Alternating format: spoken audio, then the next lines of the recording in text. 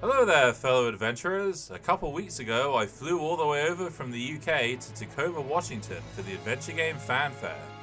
Hang on, is that Josh Mandel out there? I'm trying to get to the AGH Con. These are just some highlights of my experience from all the sweet stuff that was going on, so apologies if I missed something out. This event was organized by the Adventure Game HOTSPOT, founded by Joshua Cleveland and Jack Allen. Here's Josh taking a quick lunch break at the check-in desk. Food. All right, hold on. Tell us about the Adventure Game Fanfare. Adventure Game Geek. How the heck are you, buddy? Hey, good. Oh, man, good. this is going great. Thanks for coming. Yeah, sure. Flying. Thanks for organizing all this. I'm sorry that you had to sleep on the couch last night. It's all right. All right. I'll get a hotel room. So, apart from some issues with accommodation and suffering from jet lag, I quickly forgot about all that and explored the vendors hall. Canvas Quest was there selling more pins than I can decide what to get, so I settled on some from King's Quest and the Black Cauldron, as well as a Schattenjäger talisman from Gabriel Knight. Another vendor was Magic Map Studios, whose table was hard to miss with this incredibly buff statue of King Graham from King's Quest V. Composer Eric Elsom has been involved in producing several vinyl records. I brought my whole collection for him and Space Quest historian to sign, though I'm still missing Volume 1 of King's Chill, so if anyone has a spare copy, please let me know. There was a quiz show on Friday night, which I was a contestant on despite the fact that I wrote some of the questions myself.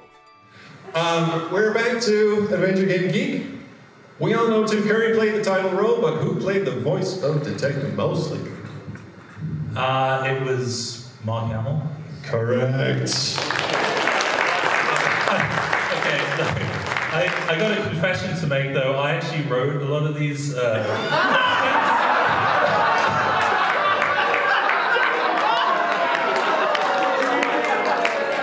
that from your memory. But I didn't want to be rude when trolls called me out, so I should really concede in the interest of fairness. Sorry. There were a plethora of guests at the fanfare, many of whom worked at Sierra back in the day and were reuniting after all these years. Here they are together on stage at the awards ceremony on Saturday night, which is like the equivalent of the Adventure Game Oscars. Shout out to Alex and Daniel Greenberg of Winterion Studios for planning this whole ceremony to perfection.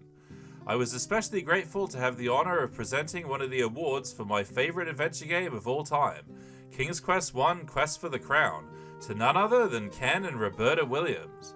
Of course, every adventure gamer knows the Williams as the founders of Sierra, and that in recent years they've returned to gaming with their reimagining of Colossal Cave. Was that one of the games? Here they are signing autographs, and I was able to get them to sign my Art of Point-and-Click Adventure Games book for the second time. The first time was at PAX West 2022, where they were on a panel with other heroes and legends of adventure games, Ron Gilbert, Jane Jensen, Al Lowe, and Dave Gilbert. Speaking of panels, I attended quite a few at the fanfare, including the King's Quest retrospective and an AMA with the Williams, as well as Sierra Days, where Al Lowe tells the story of why there's no Leisuit Larry 4. You know, when I finished Larry 3, I just assumed that that was going to be the end of the character in the series and stuff, because there were no sequels that ended in numbers larger than 3 that I knew of. And so I tied everything up and put a bow on it and got Larry a job working for Ken and took him on a tour of Sierra's offices and stuff. And, it was just, this is it. I'm done with this. I'll do something else. And I went up to visit somebody in accounting at the office and ran into her, and she said, hey, Al, what are you doing? What are you working on now, Larry 4? And like a smartass, I said, no, Larry 5. That's awesome. And I saw a way out of my dilemma.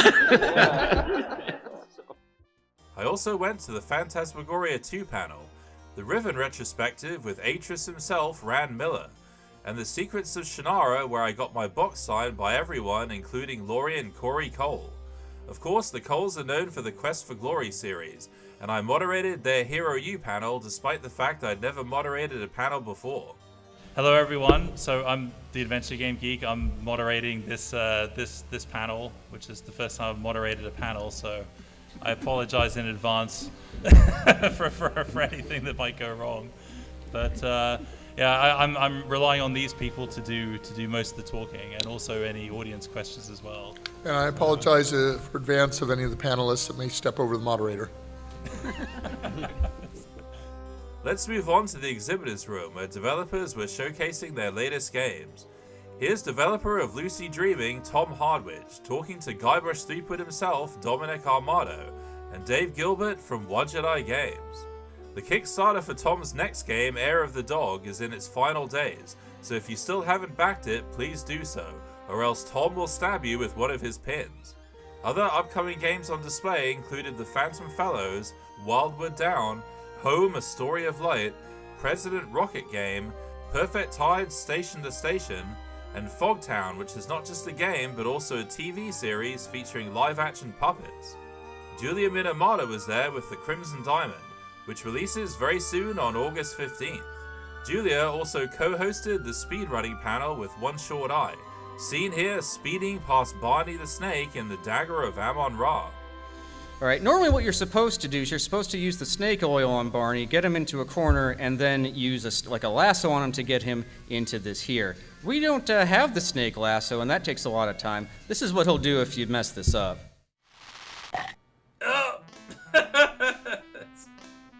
Your dying thought is, when am I ever going to learn?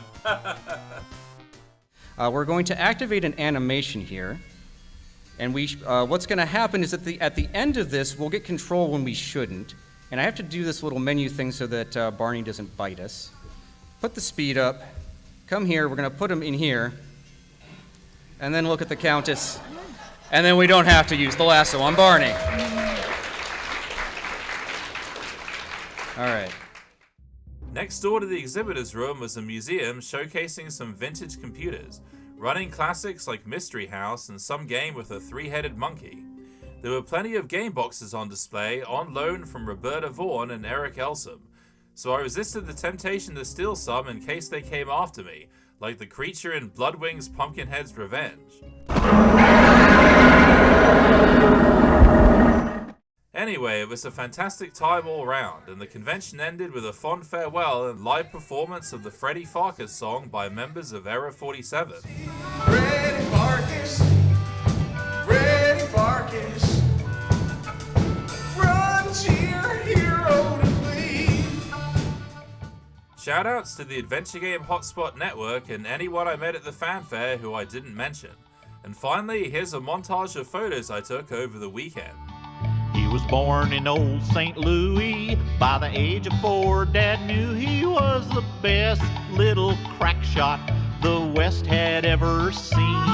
By the time he reached pubescence, he could outshoot all the adolescents west of Durango and north of Abilene. Farkas, Freddie Farkas, famous gunslinging deputy. Freddie Farkas, Freddie Farkas, peerless, earless, and free.